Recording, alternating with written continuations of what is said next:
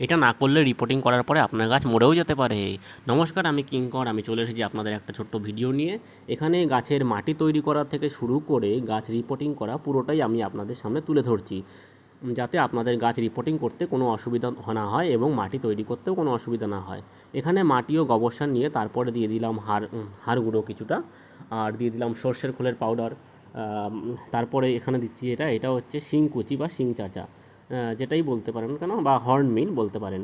সম্পূর্ণ অর্গানিকভাবেই করা হচ্ছে। এখানটা আমি বেশিরভাগটা অর্গানিক ব্যবহার করছি। এবার এটা দিচ্ছি হচ্ছে প্যান্থারের ট্রাইকোডার্মা ভিরিডি।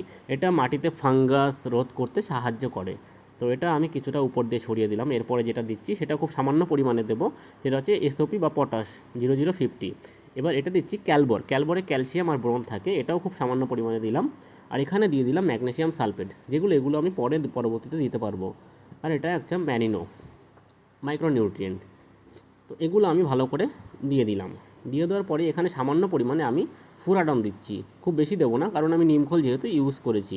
দেওয়ার পরে এগুলোকে আমি ভালোভাবে মিশিয়ে নেব মাটির সাথে গোবর সার আর যে ফার্টিলাইজারগুলো দিলাম সেগুলো ভালো করে মিশিয়ে নিয়ে এই যে পেয়ারা গাছটা আমি প্রুনিং করেছিলাম, দেখুন নতুন নতুন ব্রাঞ্চ বেরিয়েছে। তো এটাকে আমি তুলে নিলাম। তুলে এবার এটাকে আমি পাশ থেকে শিকড় সমেত মাটি কিছুটা ফেলে দেবো। আপনারাও এটাই করবেন, যখন রিপোর্টিং করবেন এরকম রুট বল সেটাকে ভেঙে দেবেন এবং নিচের দিক থেকে কিছুটা কেটে দেবেন।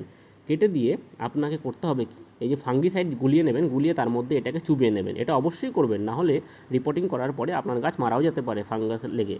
তারপরে দেখুন খোলামকুচি দিয়ে ওই ড্রামের দুটো হোল বন্ধ করে উপরে দিলাম হচ্ছে ঘ্যাস দিয়ে দিলাম, যাতে ড্রেনেজটা খুব ভালো হয়। তারপরে কিছুটা মাটি দিয়ে পেয়ারা গাছটাকে সোজা করে বসালাম।